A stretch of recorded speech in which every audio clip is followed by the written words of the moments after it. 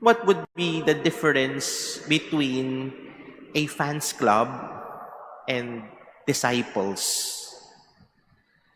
Even if we have heard in our gospel that Jesus had many disciples, it seems that they were not really there to become his disciples. Thus, we can say that there were really two groups, the disciples of Jesus and the mere fans club of Jesus. We can say that both groups had an interest in following Jesus, but they differ in their purpose in following him.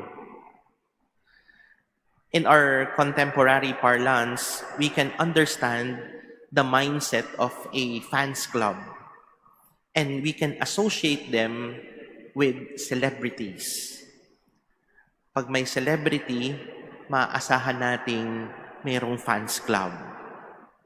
In fact, celebrities and fans clubs are mutually dependent. Celebrities perform for their fans. Their popularity is dependent on the reaction of the fans. And celebrities have to make sure that their fans are entertained. Kailangan mag-perform yung celebrity. Kailangan mapakilig ng celebrity yung kanyang mga fans. The moment that celebrities no longer deliver, then we can be sure that their fans bases would die down. Fans are the gauge of the celebrities if they are still performing well. Kapag kumukonti ang fans, doon na natin nasasabi na unti-unti nang nalalaos yung celebrity. And eventually, their fame slowly fades away. Secondly, the reasons for becoming a follower of a certain celebrity could also vary. Some would become a follower simply because of the looks of a particular celebrity. Kapag gwapo, kapag maganda, maraming sumusunod, maraming tagahanga, maraming fans. For some, it is because of their talents.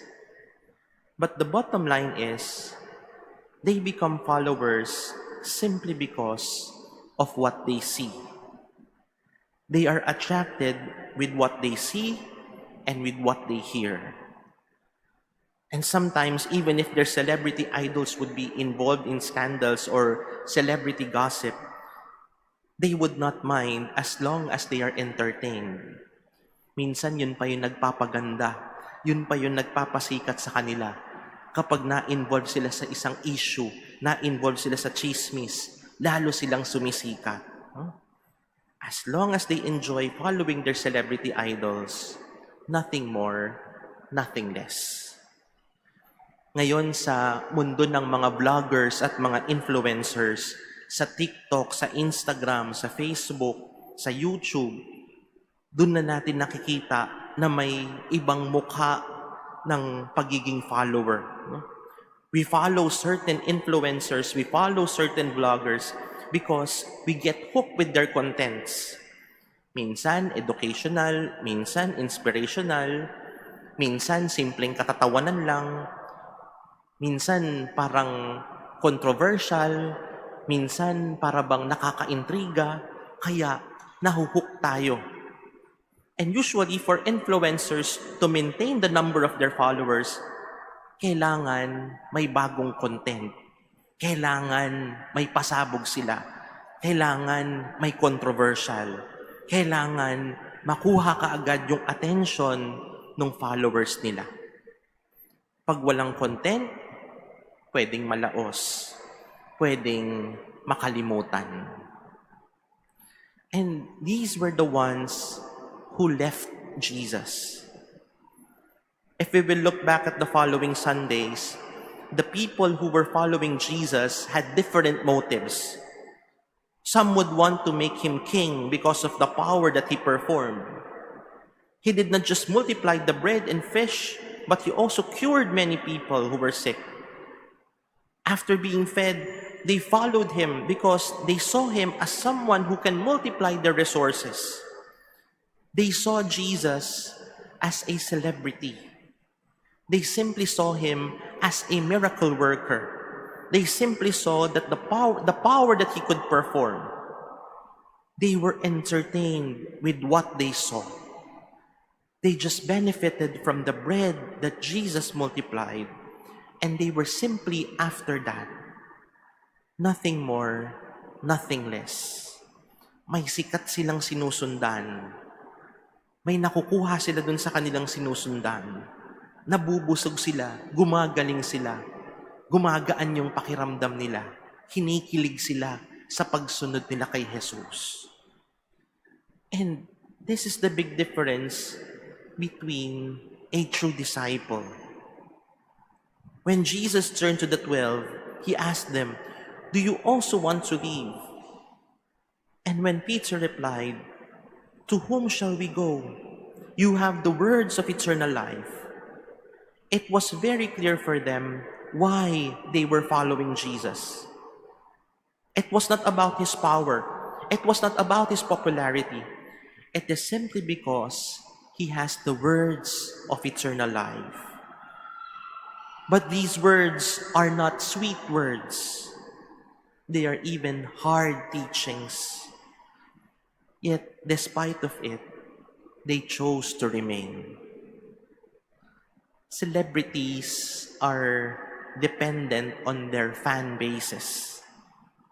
If they lose their following, they lose not only their celebrity stature, but maybe they could also lose their job. Or in the case of influencers or vloggers, they are also dependent on the needs of their followers. Kapag ito yung patok, kapag ito yung need ng follower nila, then their content must be based on those needs.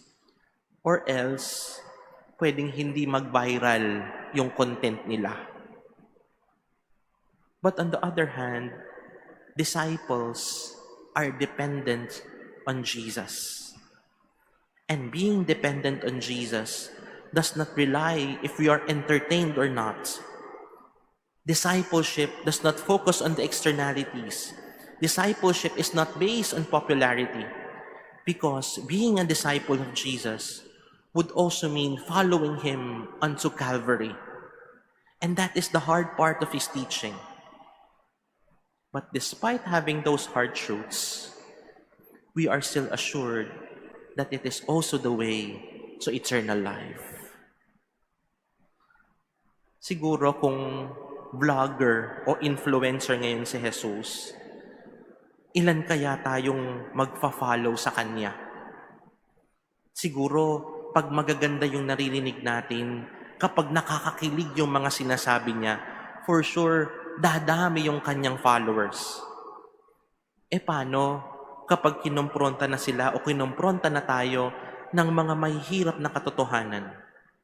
Kapag nagpapabagabag na yung mga salita ni Jesus sa ating damdamin, nandyan pa kaya tayo? Kaya pa rin kaya nating sabihin, followers tayo ni Jesus? Nandyan pa rin kaya tayong susunod sa Kanya? And this is the challenge for us. After hearing everything, do we choose to stay? Do we truly understand the words of Jesus? Or are we mere fans at the sideline waiting for another spectacular moment? But Jesus is no celebrity who gives in to the whims and caprices of his followers. Rather, he gives us hard teachings, hard truths, because in reality, that is the nature of truth. The truths and teachings of Jesus are not there to entertain, or worse, to comfort us. Jesus presents these truths to us to challenge us. Because disciples do not follow in order to be entertained. We follow in order to learn. And as we learn, we are able to give life. For the past Sundays, we have heard Jesus presenting himself as the bread of life. And as we receive him in this Eucharist, may we also be reminded of our commitment in following Him, not merely as a member of the fans club, but as a disciple willing to follow Him to the road of eternal life. In reality, at the end of the day, Jesus is the true influencer. The question that we could bring is, will we allow Him to influence us in every aspect of our life?